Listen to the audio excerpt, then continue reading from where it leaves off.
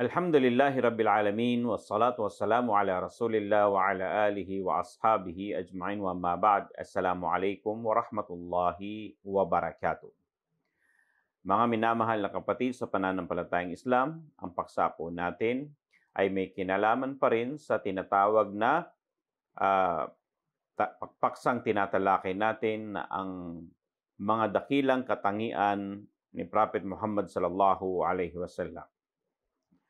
Sa puntong ito o paksang ito ay tatalakay natin ang kabanata patungkol po sa pagsandal o pagsandig o tinatawag na pagpapaakay ng propeta sallallahu alaihi wasallam habang siya ay naglalakad.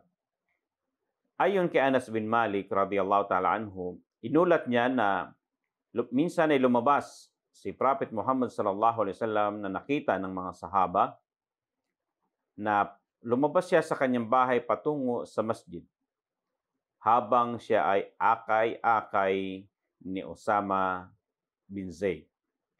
At kung saan nakita nila ang propeta sallallahu alaihi wasallam na may karamdaman na pinipilit pa rin niyang maglakad habang nakasandig o nakasandal na akay-akay siya ni Usama bin Zaid.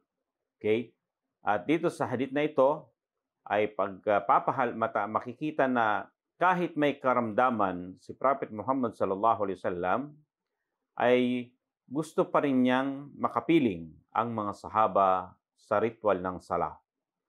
At nakita nila dito ang pagiging masigasig o pagpapahalaga ng propeta sallallahu alaihi wasallam sa sala. At detalye rin ang mga sahaba dahil maging ganitong sitwasyon sa mga huling mga sandaling araw ng propeta sallallahu alaihi wasallam sa kanyang nalalabing buhay sa mundong ito sa mga panahong iyon ay kung saan nakita nila at bawat kilos ay inuulat nila sa atin dahil ang propeta sallallahu alaihi wasallam ay siya yung inatasan, sinugo ni Allah subhanahu wa ta'ala para sa atin upang tayo'y gabayan.